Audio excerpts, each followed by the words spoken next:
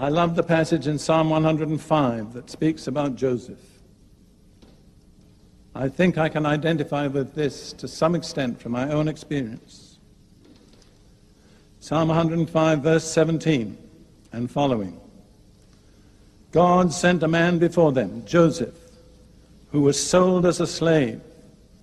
They hurt his feet with fetters.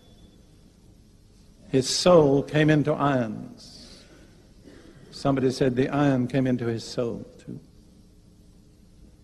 Until the time that his word came to pass, the word of the Lord tested him.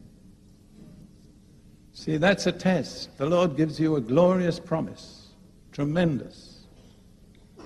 And after that, everything goes the opposite way. Instead of becoming the ruler over your brethren, you end up in a jail in Egypt. And I can't think of a worse place to be in jail than Egypt. What was God doing? Testing him. What was the test? Waiting. And then, if you want to look at others, Moses. It says in Numbers 12, verse 3, Moses was the meekest man on earth. How did Moses learn meekness? By waiting 40 years. Somebody asked another preacher friend of mine, why did God keep Moses waiting 40 years? And the answer was because he couldn't do it in 39. God will not finish until the test is complete.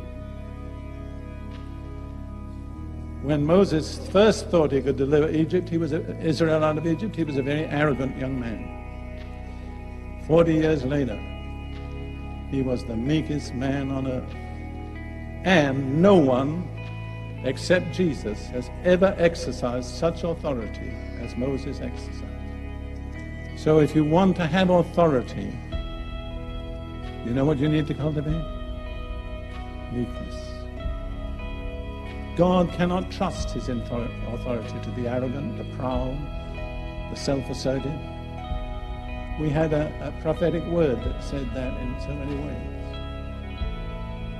You know the condition for promotion in the kingdom of God? It's very easy. It's abase yourself. Everyone who abases himself will be exalted.